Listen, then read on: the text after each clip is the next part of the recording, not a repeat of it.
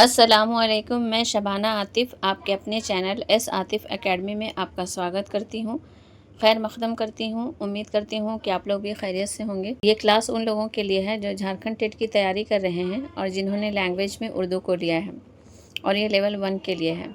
آج کی کلاس میں ہم سر سید احمد خان حیات، ادبی خدمات اور عورتوں کے حقوق اس کو پڑھنے والے ہیں، اور ان سے ریلیٹڈ کچھ معروضی سوالات کو بھی کرنے والے ہیں۔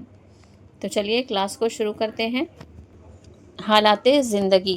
سر سید احمد خان اردو کے عظیم اصلاح کار، مفکر اور تعلیمی بانی تھے۔ ان کی زندگی کا مختصر خاکہ درج ذیل ہے۔ پیدائش: سر سید احمد خان 17 اکتوبر 1817 کو دہلی کے ایک معزز اور علمی گھرانے میں پیدا ہوئے۔ والدین: ان کے والد کا نام میر متقی اور والدہ کا نام عزیز النساء بیگم تھا۔ ان کی والدہ ایک بااخلاق اور تربیت یافتہ خاتون تھیں، جنہوں نے سر سید کی ابتدائی تربیت میں بنیادی کردار ادا کیا۔ یعنی سر سید احمد خان کی پیدائش کب ہوئی ہے؟ 17 اکتوبر 1817 کو دہلی میں، جو کہ بہت ہی معزز اور پڑھے لکھے خاندان میں پیدا ہوئے، اور ان کے والد کا نام تھا میر متقی اور والدہ کا نام تھا عزیز النساء بیگم، جو کہ بہت ہی تربیت یافتہ خاتون تھی، اور سر سید کی تربیت میں بہت ہی بنیادی کردار ادا کیا انہوں نے۔ انہوں نے ابتدائی تعلیم روایتی طریقہ کار کے مطابق حاصل کی، جس میں عربی، فارسی، ریاضی اور طب کی تعلیم شامل تھی۔ انہوں نے ابتدائی تعلیم روایتی طریقے سے کیا، اور انہوں نے عربی، فارسی، ریاضی یعنی میتھمیٹکس اور طب یعنی چکتسا وگیان کی تعلیم بھی حاصل کی۔ ملازمت: 1838 میں والد کے انتقال کے بعد انہوں نے ایسٹ انڈیا کمپنی میں سرشتے کردار کے طور پر ملازمت اختیار کی، اور اپنی قابلیت کی بنیاد پر ترقی کرتے ہوئے منصف اور بعد میں صدر امین کے عہدے پر فائز ہوئے۔ یعنی کہ ان کی والد کا جب انتقال ہو گیا تو 1838 میں ایسٹ انڈیا کمپنی میں انہوں نے سرشتے دار کے طور پر ملازمت اختیار کی۔ اس کے بعد اپنی قابلیت کے دم پر انہوں نے ترقی کرتے ہوئے پہلے منصف بنے، پھر بعد میں صدر امین کے عہدے پر فائز ہوئے۔ 1857 کی جنگ آزادی: 1857 کی غدر کے وقت وہ بجنور میں تعینات تھے۔ اس واقعے اور اس کے بعد مسلمانوں کی تباہ حالی اور پسماندگی نے ان کے دل پر گہرا اثر ڈالا۔ جب 1857 کا ودروہ ہوا تھا، جسے اردو میں غدر کہتے ہیں، وہ جب ہو رہا تھا تب وہ کہاں تھے؟ بجنور میں تعینات تھے، اور اس واقعے کی وجہ سے، اس واقعے کے بعد مسلمانوں کے تباہ حالی کو دیکھ کر ان پر بہت ہی گہرا اثر۔ علی گڑھ تحریک: انہوں نے محسوس کیا کہ مسلمانوں کے زوال کا اصل سبب جدید علوم اور سائنسی تعلیم سے دوری ہے۔ اس مقصد کے لیے انہوں نے علی گڑھ تحریک کا آغاز کیا۔ انہوں نے یہ محسوس کیا کہ مسلمان جو اس طرح سے جو پیچھے ہوتے جا رہے ہیں، پچھڑ رہے ہیں، اس کا اصلی وجہ ہے علم کی کمی اور سائنس کی جانکاری نہ ہونا۔ اس لیے انہوں نے مقصد بنا لیا کہ مسلمانوں کو علم کے پرتی کیا کیا جائے گا؟ بیدار کیا جائے گا، اور انہیں سائنسی تعلیم بھی حاصل کرنے کے لیے جاگرک کیا جائے گا۔ اس لیے انہوں نے علی گڑھ تحریک کا آغاز کیا۔ قیام مدرسہ و کالج: 1875 میں انہوں نے علی گڑھ میں مدرسۃ العلوم کی بنیاد رکھی، جو 1877 میں محمدن اینگلو اورینٹل کالج اور 1920 میں علی گڑھ مسلم یونیورسٹی میں بن گیا۔ یعنی انہوں نے ایک مدرسہ قائم کیا تھا 1875 میں، اس مدرسے کا نام تھا مدرسۃ العلوم۔ اس کی بنیاد رکھی تھی انہوں نے 1875 میں، لیکن 1877 میں اسی کا نام بن جاتا ہے Mohammedan Anglo Indian oriental college. پھر 1920 میں یہی کالج جو ہے علی گڑھ مسلم یونیورسٹی میں منتقل ہو جاتا ہے۔ وفات: 27 مارچ 1898 کو علی گڑھ میں انتقال ہوا، اور وہ MAO کالج کی مسجد کے احاطے میں سپرد خاک ہوئے۔ یعنی محمدن اینگلو اورینٹل کالج کے مسجد کے احاطے میں ان کو سپرد خاک کیا گیا۔ کب ہوئی ان کی وفات؟ تو 27 مارچ 1898 کو۔ اب ہم ان کی ادبی خدمات کو دیکھتے ہیں۔ سر سید احمد خان اردو نثر کے جدید دور کے بانی مانے جاتے ہیں۔ یعنی اردو نثر کے جدید دور کے بانی مانے جاتے ہیں کون؟ سر سید احمد خان۔ انہوں نے اردو نثر کو مشکل اور قافیہ پیمائی سے نکال کر سادہ، عام فہم اور مقصد پسند بنایا۔ यानी उसको उर्दू नस्र को इन्होंने, जो मुश्किल था, है ना, लोग उसे बहुत मुश्किल समझते थे पढ़ना, तो इसको इन्होंने क्या किया, सादा बनाया, आम लोगों तक पहुंचाया, है ना, ये उनका मकसद था। सादा और मकसद पसंदी नस्र। सर सैयद ने साबित किया कि उर्दू सिर्फ दास्तान गोई और आशिकाना कहानियों की ज़बान नहीं, बल्कि इसमें इल्मी, साइंस, माशरती और सहाफ़ती मज़ामीन भी मौसर तरीके से लिखे जा सकते हैं। उस समय बड़े बड़े दास्तान, बड़े बड़े नावल लिखे जा रहे थे, तो इन्होंने क्या किया, उर्दू नस्र को आम और सादा फ़हम में लिखना शुरू किया ताकि लोगों को आसानी से समझ में आ सके। और इन्होंने ये प्रूफ कर दिया कि सिर्फ दास्तान गोई और आशिकाना कहानियों की ज़बान नहीं है उर्दू, बल्कि उर्दू में इल्मी, साइंस, यानी साइंस का इल्म भी हासिल किया जा सकता है, और माशरे में क्या चल रहा है उस मज़मून पर भी उर्दू में लिखा जा सकता है, जो काफ़ी मौसर तरीके से लिखा जा सकता है, ताकि लोग उसको पढ़कर उससे मौसर हो, प्रभावित हो, है ना। अगला है रिसाला तहज़ीबुल इखलाक।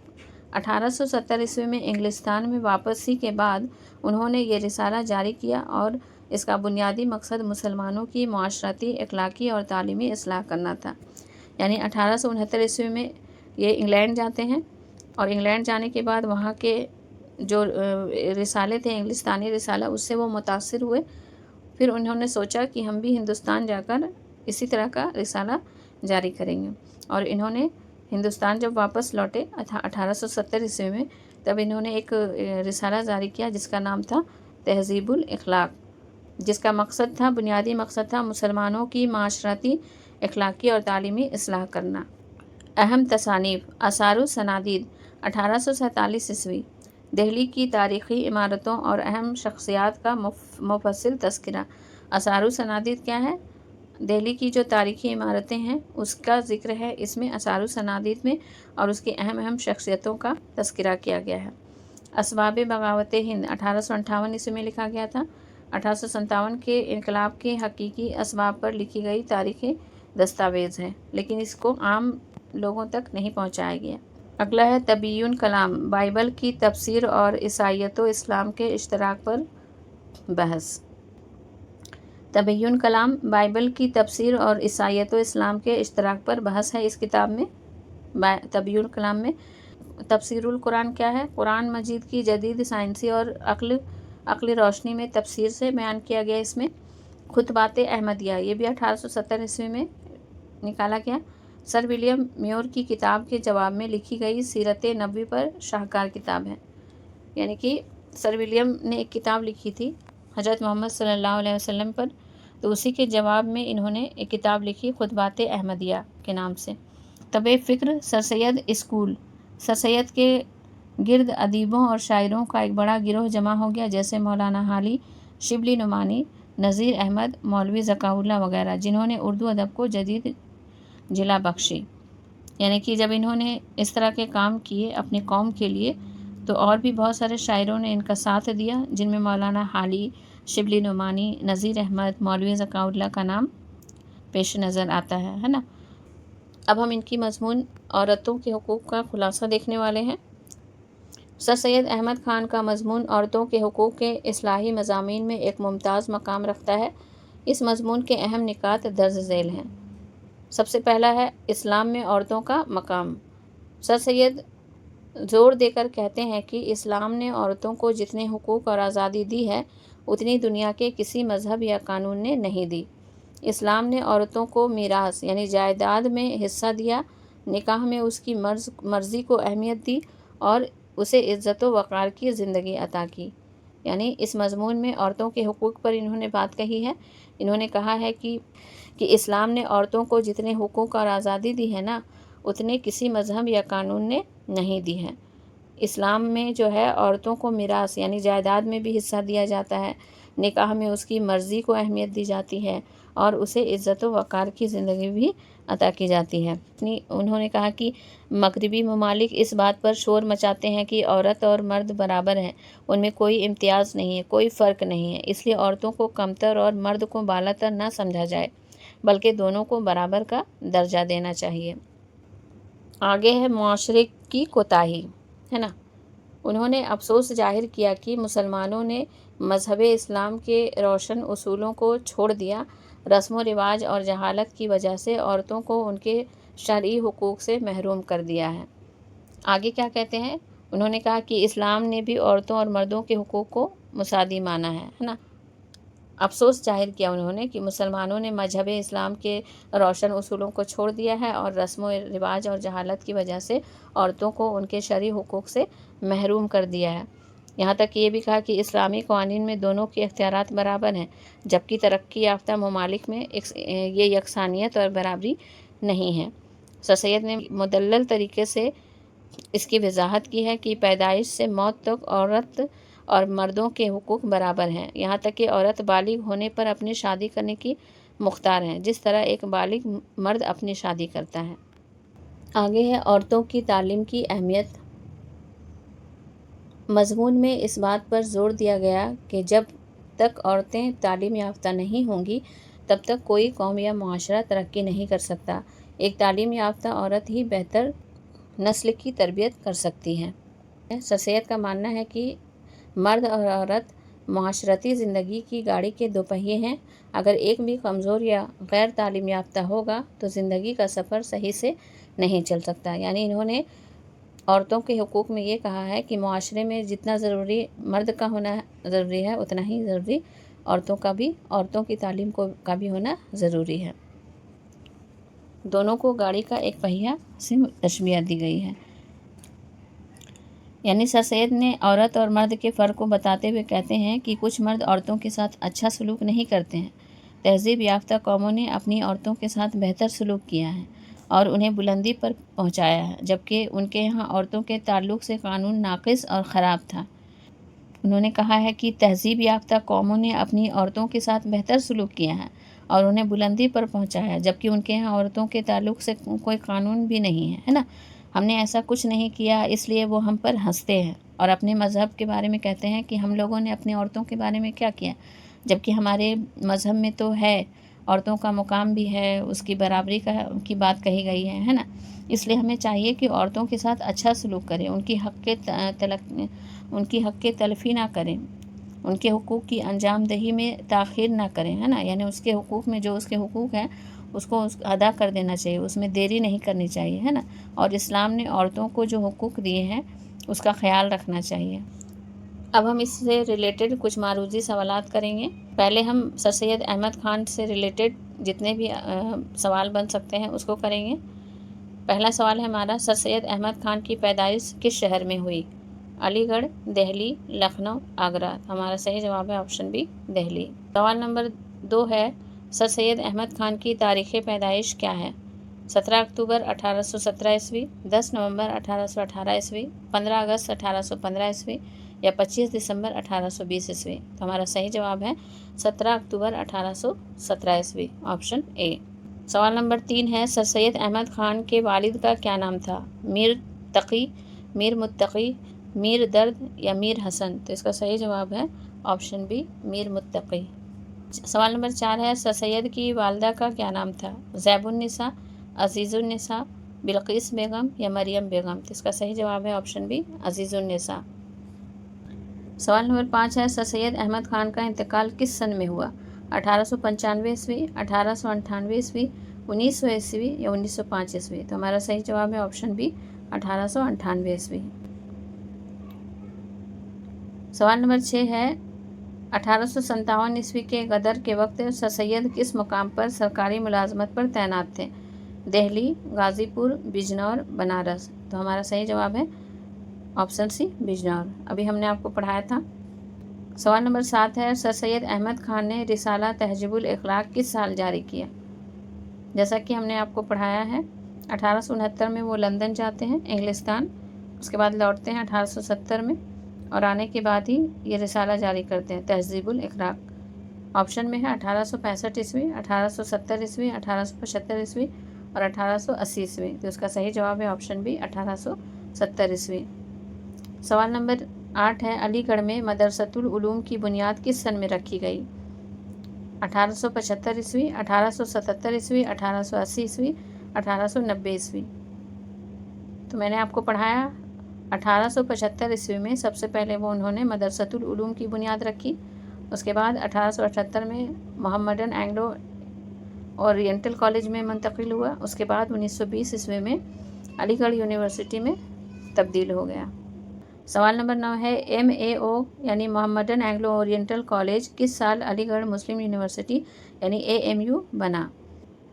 1915 ईस्वी, 1920 ईस्वी, 1925 ईस्वी, 1930 ईस्वी। तो इसका सही जवाब है ऑप्शन बी 1920 ईस्वी। सवाल नंबर 10 है दिल्ली की तारीख़ी इमारतों पर सर सैयद ने कौन सी मशहूर किताब लिखी?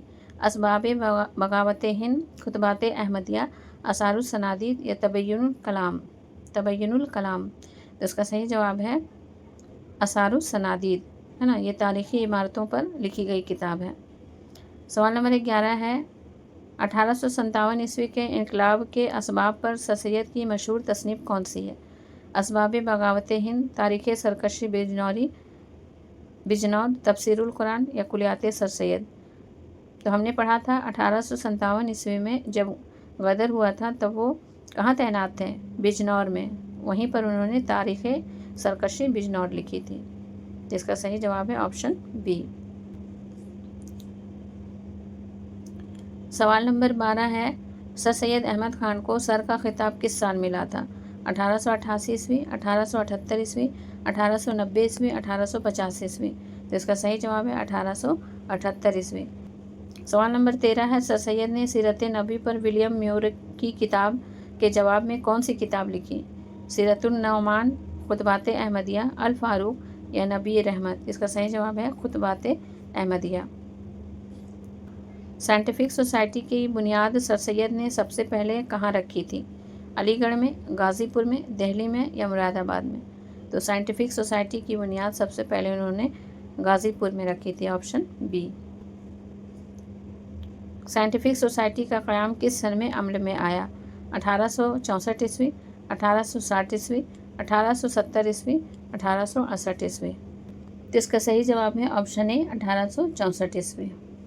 सवाल नंबर 16 है उर्दू नसर में सादगी और मकसद पसंदी का बानी किसे माना जाता है? मिर्ज़ा गालिब, मौलवी नज़ीर अहमद, सर सैयद अहमद ख़ान, अल्ताफ़ हुसैन हाली। तो इसका सही जवाब है option C sir Syed Ahmad Khan.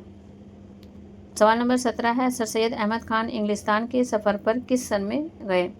1869 ईस्वी, 1871 ईस्वी, 1865 ईस्वी, 1875 ईस्वी। तो इसका सही जवाब है ऑप्शन ए 1869 ईस्वी। सवाल नंबर 18 है सर सैयद की वफ़ात कहाँ हुई और उन्हें कहाँ दफन किया गया? दिल्ली जामा मस्जिद, मस्जिद अहाता AMU अलीगढ़, गाज़ीपुर, लखनऊ। तो इसका सही जवाब है ऑप्शन बी मस्जिद अहाता AMU अलीगढ़। सवाल नंबर 19 है दर्ज झेल में कौन सा अदीब सर सैयद स्कूल से ताल्लुक़ नहीं रखता? अल्ताफ़ हुसैन हाली, शिबली नोमानी, मीर अमन, डिप्टी नज़ीर अहमद। तो इसका सही जवाब है ऑप्शन सी मीर अमन। मीर अमन जो है सर सैयद के स्कूल से ताल्लुक़ नहीं रखते थे। सवाल नंबर 20 है तारीख़ सरकशी बिजनौर के मुसन्निफ़ कौन है? शिबली नोमानी, सर सैयद अहमद ख़ान, मौलवी ज़काउल्लाह या अल्लामा इकबाल। इसका सही जवाब है option B sir Syed Ahmad Khan. सवाल नंबर 21 है सर सैयद ने बाइबल के तफसीर किस नाम से लिखी? तबय्युनुल कलाम, तफसीर अहमदी, अल कलाम या तफसीर अंजील। तो इसका सही जवाब है तबय्युनुल कलाम। सवाल नंबर 22 है सर सैयद अहमद ख़ान ने फ़ारसी के किस मशहूर शायर के दीवान को मुरत्तिब किया था? हाफिज़ शिरानी, मिर्ज़ा गालिब, अल्लामा इकबाल या फिरदौसी। तो इसका सही जवाब है ऑप्शन डी फिरदौसी। सवाल नंबर 23 है आईने अकबरी की तसही यानी एडिटिंग का काम किसने अंजाम दिया? मौलवी अब्दुल हक, सर सैयद अहमद ख़ान, मोहम्मद हुसैन आज़ाद, शिबली नोमानी। तो इसका सही जवाब है sir Syed Ahmad Khan, option B. सवाल नंबर 24 है सर सैयद की तहरीक को किस नाम से जाना जाता है? रेशमी रुमाल तहरीक, देवबंद तहरीक, अलीगढ़ तहरीक या खिलाफत तहरीक। तो इसका सही जवाब है ऑप्शन सी अलीगढ़ तहरीक। सवाल नंबर 25 है रिसाला तहज़ीबुल अखलाक का बुनियादी मकसद क्या था? सिर्फ शायरी को फ़रोग़ देना, मुसलमानों की माशरती और तालीमी इस्लाह, सियासत में हिस्सा लेना या अफसाना निगारी। तो इसका सही जवाब है ऑप्शन बी मुसलमानों की माशरती और तालीमी इस्लाह। सवाल नंबर 26 है सर सैयद अहमद ख़ान ने ईस्ट इंडिया कंपनी में किस ओहदे से मुलाजमत शुरू की थी? सदर अमीर, सर रिश्तेदार, मुंसिफ या क्लर्क। तो ऑप्शन इसका सही जवाब है सर रिश्तेदार, ऑप्शन बी। सवाल नंबर 27 है, सर सैयद के बचपन की तरबियत में सबसे ज़्यादा असर किसका रहा? उनके वालिद का, उनके उस्ताद का, उनकी वालदा अजीज़ुन निशा बेगम का या उनके नाना का? तो इसका सही जवाब है ऑप्शन सी, उनकी वालदा का। सवाल नंबर 28 है, हयात जावेद सर सैयद की स्वान हयात है, इसे किसने लिखा है? शिबली नुमानी, मौलाना अल्ताफ़ हुसैन हाली, डिप्टी नज़ीर अहमद या मौलवी अब्दुल हक? तो इसका सही जवाब है ऑप्शन बी, मौलाना अल्ताफ़ हुसैन हाली। सवाल नंबर 29 है, मज़मून औरतों के हुकूक़ के मुसन्निफ़ कौन है? मौलाना हाली, सर सैयद अहमद ख़ान, मौलवी नज़ीर अहमद, मुंशी प्रेमचंद? तो इसका सही जवाब है sir Syed Ahmad Khan, option B. सवाल नंबर 30 है, सर सैयद के मुताबिक किस मज़हब ने औरतों को सबसे ज़्यादा हुकूक़ अता किए? ईसाई मज़हब, हिंदू मज़हब, इस्लाम मज़हब या बुद्ध मज़हब? तो इसका सही जवाब है ऑप्शन सी, इस्लाम मज़हब। सवाल नंबर 31 है, औरतों के हुकूक़ मज़मून का बुनियादी मकसद क्या है? औरतों को सियासत में लाना, औरतों के शरई और इंसानी हुकूक़ को उजागर करना, पर्दा के निज़ाम को ख़त्म करना, औरतों को मुलाजमत के लिए उभारना? तो इसका सही जवाब है ऑप्शन बी, औरतों के शरई और इंसानी हुकूक़ को उजागर करना। सवाल नंबर 32 है, सर सैयद के मुताबिक मुसलमानों में औरतों की पसमानदगी की असल वजह क्या है? मजहबी तालीमात, गलत रस्म व रिवाज और जहालत, मगरबी तालीम, कानून की कमी? तो इसका सही जवाब है ऑप्शन बी, गलत रस्म व रिवाज और जहालत। सवाल नंबर 33 है, इस्लाम ने औरतों को किस चीज़ में वाज़ह तौर पर हिस्सा दिया है जिसका जिक्र सर सैयद करते हैं? हुकूमत चलाने में, मीरास यानी जायदाद में, फ़ौज में, तिजारत के तमाम अहदों पर? तो इसका सही जवाब है मीरास यानी जायदाद में, ऑप्शन बी। सवाल नंबर 34 है, सर सैयद के मुताबिक औरत और मर्द की मिसाल मुआशरे में किस तरह की है? राजा और प्रजा, गाड़ी के दो पहियों की तरह, मालिक और नौकर, सूरज और चाँद? तो इसका सही जवाब है ऑप्शन बी, गाड़ी के दो पहियों की तरह। सवाल नंबर 35 है, औरतों के हुकूक़ मज़मून में सर सैयद ने किस बात पर सबसे ज़्यादा ज़ोर दिया है? औरतों की तालीम और तरबियत पर, औरतों के लिबास पर, औरतों के सफ़र करने पर या औरतों की तफरीह पर? तो इसका सही जवाब है औरतों की तालीम और तरबियत पर, ऑप्शन ए। सवाल नंबर 36 है, सर सैयद के मुताबिक जब तक औरतें तालीम याफ्ता नहीं होंगी तब तक क्या मुमकिन नहीं है? मुल्क की आज़ादी, कौम की असली तरक्की, नई टेक्नोलॉजी की तरक्की या मुआशरे में अमीरी? तो इसका सही जवाब है ऑप्शन बी, कौम की असली तरक्की। सवाल नंबर 37 है, सर सैयद ने औरतों पर होने वाले किस जुर्म की मजम्मत की है? उन्हें घर में कैद रखना और हुकूक न देना, उन्हें काम करने से रोकना, उनसे सख्त मेहनत करवाना, उन्हें बाहर न जाने देना? तो इसका सही जवाब है ऑप्शन ए, उन्हें घर में कैद रखना और हुकूक न देना। सवाल नंबर 38 है, औरतों के हुकूक मज़मून असल में किस रिसाले में शाये हुआ था? मखज़न, तहज़ीबुल अखलाक, ज़माना या दिलगुदाज़? तो इसका सही जवाब है ऑप्शन बी, तहज़ीबुल अखलाक। सवाल नंबर 39 है, सर सैयद के मुताबिक एक तालीम याफ्ता औरत का मुआशरे में सबसे बड़ा किरदार क्या है? पैसा कमाना, बच्चों की सही तरबियत करना, नौकरी करना या समाजी जलसों में जाना? तो इसका सही जवाब है ऑप्शन बी, बच्चों की सही तरबियत करना। सवाल नंबर 40 है, इस्लाम में निकाह के वक्त औरत की कौन सी बात अहम मानी गई है जिसका मज़मून में ज़िक्र है? उसकी दौलत, उसकी मर्ज़ी या रजामंदी, उसका ख़ानदान या उसकी उम्र?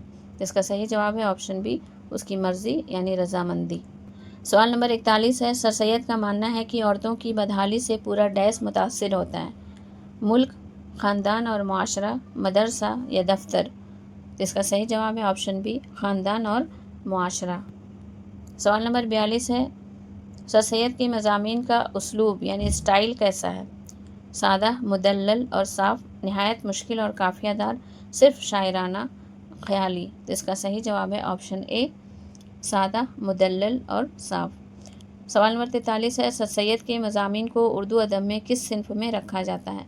दास्तान, इस्लाही और माशरती मज़ामीन, ड्रामा, नावल? तो इसका सही जवाब है ऑप्शन बी, इस्लाही और माशरती मज़ामीन। सवाल नंबर 44 है, सर सैयद के मुताबिक औरतों के हुकूक मारना असल में किसके ख़िलाफ़ है? मगरबी तहज़ीब के, मज़हब इस्लाम की असल तालीमात के, सरकारी कानून के या किसी के नहीं? जिसका सही जवाब है ऑप्शन बी, मज़हब इस्लाम की असल तालीमात के। सवाल नंबर 45 है, औरतों की इस्लाह के लिए सर सैयद ने मर्दों को कैसा मशवरा दिया है?